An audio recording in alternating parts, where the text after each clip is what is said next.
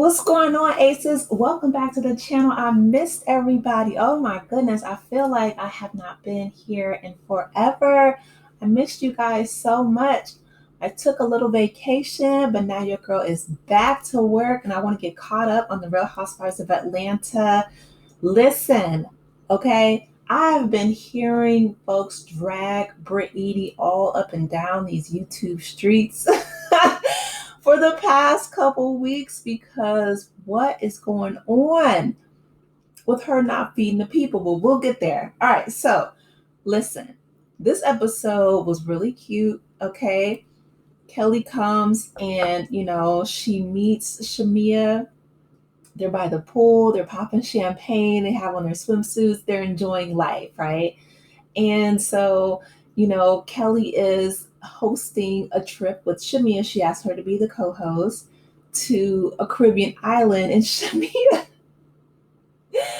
Shamia guesses like she's like Brazil and the Maldives and just all these crazy places around the world, which like I said, I'm always here for travel. But Brazil is nowhere near in the Caribbean and neither is the Maldives. But they get to it, right? We know the ladies are going to Grenada. And a cherry on top is that they are going to bring donations to help out the people after they have, been hit with that hurricane recently. So I think that is wonderful. So Portia, is going to look at homes and she is looking at, just beautiful mansions, with all these excessive, like they have a golf room and a theater and all these different bedrooms. But as we know, Portia, unfortunately, and this is just my opinion, but I feel like she has not grown a lot in her wisdom in regards to marriage from her divorce, from Cordell. And what I mean by that is essentially Cordell put her out and, like the flashback where she's talking about how, he was treating her like a random and basically telling her to get her stuff. I don't understand why Portia wouldn't focus or grow from that or learn from that and make sure that she secured her own bag. And what I mean by that is I understand that she has Go Naked Hair, she has Pampered by Portia, and I'm all for, entrepreneurship. I'm an entrepreneur myself, building businesses and brands and things like that. But she also quit this nation when she got with Simon, and she, ultimately quit, Housewives. I know she came back, but it's like, girl, you have these lucrative jobs. And in my opinion, I would want to have as many multiple streams of income as I could, because now we know that, Portia is essentially, she's even said in the show, I'm saving my coins for my divorce lawyer, because lawyers are not cheap, especially, divorces are very expensive, with the assets and all that thing. But listen, ICE is, he's got Simon on lockdown, unfortunately. And I just, I feel like this is like 0 for 2 with Portia and her marriages, because she really did get married to a real live Nigerian scammer. Like, y'all remember the emails they used to send out the prince from the prince in Nigeria, the scam emails way back in the day. But and maybe there was, some of those was from Simon. Who knows? Shout out to Simon. But yeah, it just seems like she didn't learn or she didn't grow from that divorce. Like, why would she need to be looking at these huge mansions when it's just her and Pilar and the au pair? And again, like I said, she essentially outsourced her, parenting. Like, I feel like that's another expense that, in my opinion, a lot of people I know don't have au pairs, just because her father, Dennis, is in the same city. I could see it like, he was deployed or if he was, halfway around the country or the world or whatever. But Dennis is down the street. He's in Atlanta. He's working with Drew. He's in the studio, and Pilar is, school age. And essentially, Portia doesn't have a 9 to 5, so I don't understand why she would need an au pair. But that's Portia. So anyway, moving on. So we have Angela and Charles, and I like Angela. I think that she's a great addition to the Housewives. Her husband, he's giving, I don't want to really be here, right? Like, I'm just here so I don't get fined. Because they're looking at her properties. Angela shares with us, that she's $2 million in debt, and she's really nervous about, the property selling. And her contractor just seems like it's a friend of the family, or just someone who just isn't really as professional as they should be, um, because the house is kind of a mess. And Charles is just kind of standing there looking at her like I don't and, it, and I understand everybody's different, everybody has different personalities, but Angela's pouring her heart out, sharing her stressors, and eventually she's just so flabbergasted and frustrated. She's like, I need a hug. And so he's like, go get one from your mama. And I understand he's joking and playing, but it's like he just doesn't seem that into her. Like, if and again, I could be wrong because everyone's different, everyone has different personalities and stuff. And I get, some people are more reserved, but he doesn't seem like he is um passionate about his marriage, or really interested in supporting his wife. And that's unfortunate, because I mean, marriage is a covenant. It's beautiful, it's sacred. And Angela always seems to, even her tagline is about, the oak tree and the shade and all that stuff. She always seems to be very protective of her husband. She's always, protecting his name, speaking very well of him, very supportive of him. And it just, I want Angela to have more of a support system. Like, between her daughter running off, getting married, not telling her, but Angela says that they're best friends. Her husband doesn't seem like he's very interested in her at all. And again, she's like his biggest cheerleader. I was gonna be funny and say I want the same like self delusion that Angela has, because that is one motivated chick. She's very, like, um, she goes hard for the people in her life, and they don't seem to match her energy. But I I don't know. I don't think so. I think that I want to kind of meet people where they are, because I'm not going to go that hard for you if you don't for me. Like, I would have to find other people in my life to be supportive. So I hope that she has like close friends, or cousins, or somebody, because her immediate family, they don't seem to be here for it. But anyway, so speaking of not being here for it, child, Brit, Brit, Edie, girl, what is this, honey? Like, in my Nene Leaks voice, because the country classic that she has at the golf course, even when they get there, it's not set up.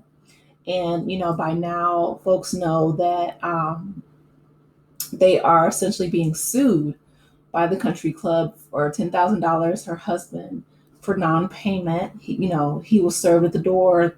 Britt supposedly was the person behind the door. They wouldn't answer.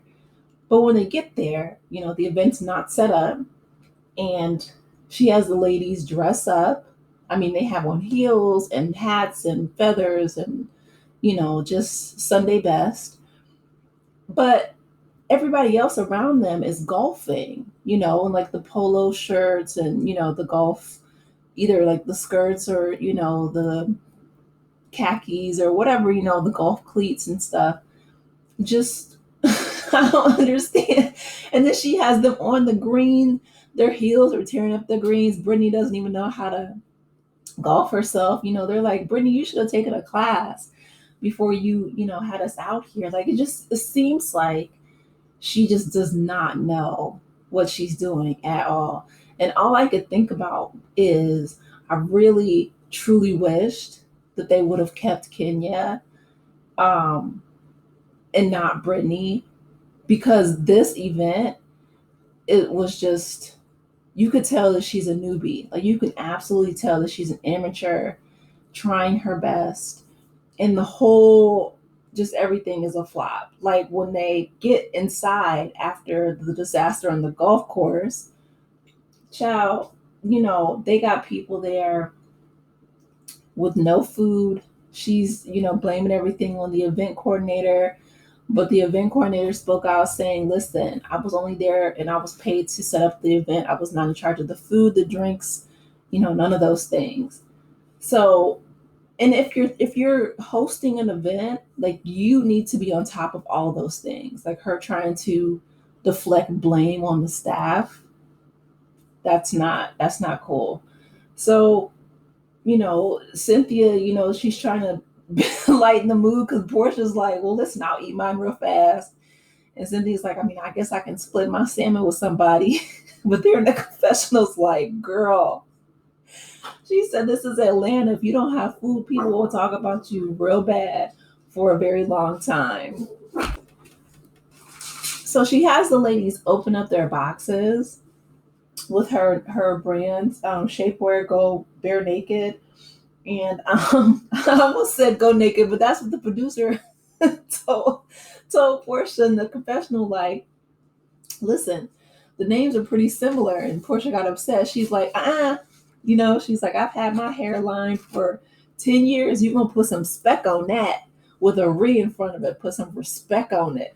And I get it, but it is, similar names. But anyway, so she has the ladies open up their box. Shamia's like, there's no tissue paper, there's no nothing, no protective plastic or anything, no presentation.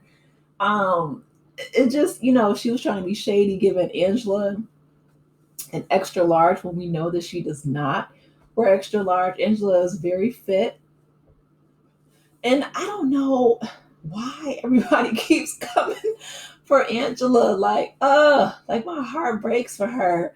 Because I'm just like, not only does her husband pay her, and her daughter essentially pays her dust.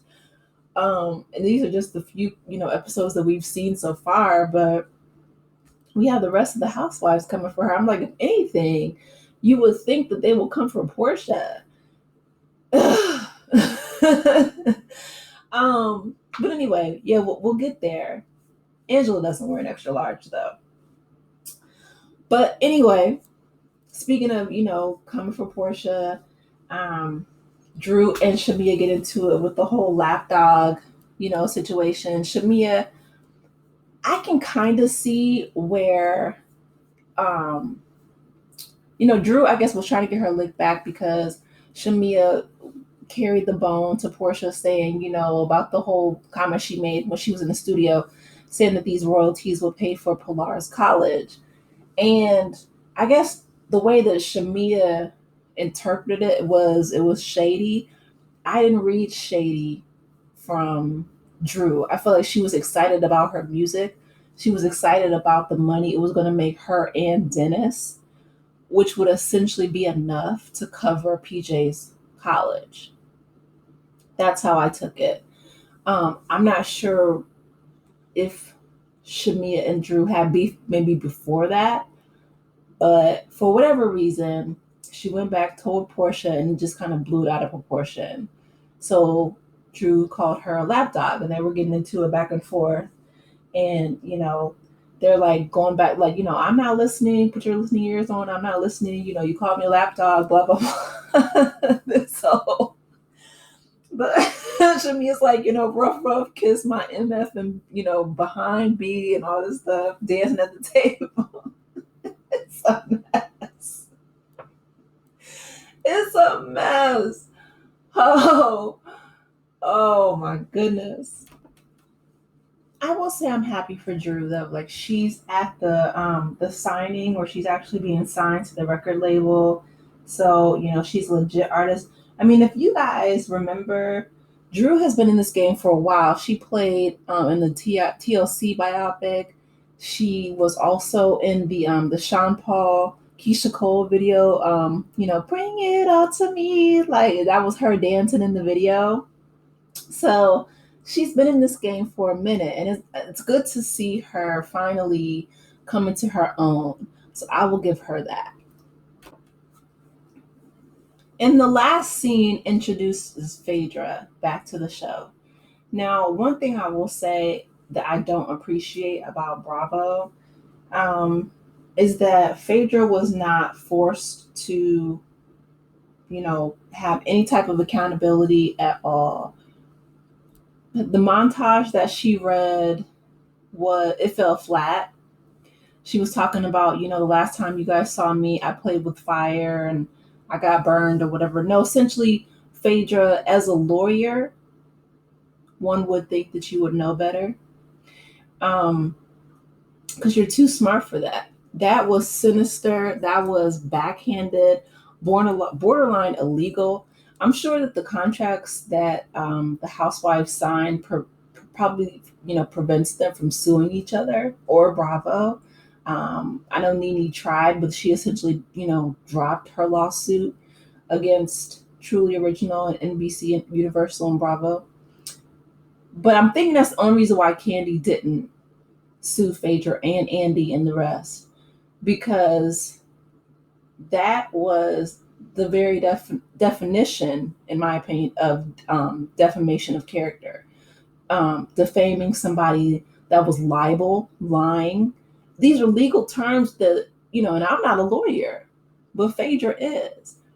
And for her to, use Portia as her puppet and to carry, forget the lapdog comment. This was about R. Like, that's a felony. That's a class 1 felony, if I'm not mistaken. And for them to just make that up about Candy to disparage her character, in my opinion, that was just unacceptable. Like, so you're gonna kick Kenya off the show for posting a picture, not to say that she was right, but just a picture that was already out there, right, in the World Wide Web for folks to, discover. But you're going to bring back somebody a lawyer, like that's just, I'm sorry, I'm going to get past it, but who, a legal mind, right, who's trained in logical, critical thinking, who did not take any accountability whatsoever, didn't apologize, none of those things. And I know lawyers are taught not to, but because of, liability and legalities and things like that. But you're going to bring her back? And for her to be all close with Portia? Like, if I was Portia, there's no way I would trust Phaedra again. If she asked me the time, I'd be like, I don't know. She asked me the weather, I have no idea. That's just me.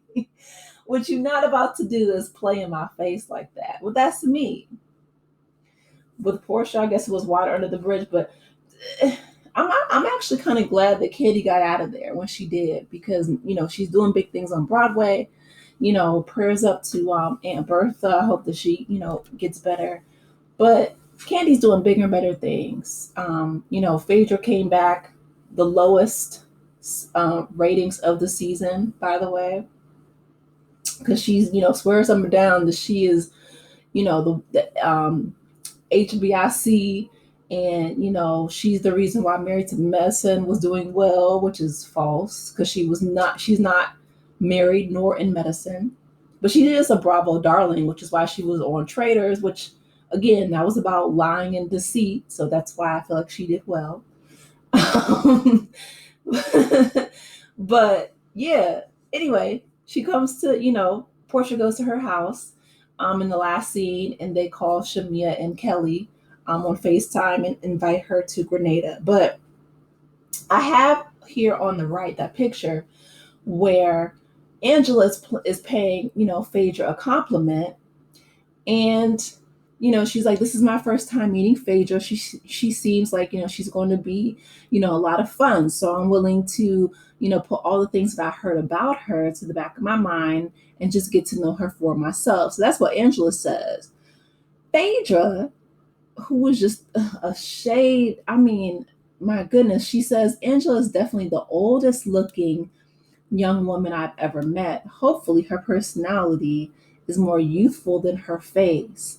Phaedra, how many faces have you had? How many wigs have you had? Those lashes, the nails. And listen, I'm not trying to, look shade anybody, but you're talking to people who have seen you many, many seasons ago. Okay? We've been watching this show for a very long time. And this is, 16 years ago. She wasn't in the original, but it's been on for 16 seasons. And in those earlier seasons, you look completely different. You did not have a 40-inch, blonde bust down. You did not have the face that you have now. So I would not be talking on people's looks if I were her. That's my opinion. So you guys let me know your thoughts in the comment section. Please be sure to like the video, subscribe to the channel, and I will talk with you in the next one. Take care, Aces. Bye.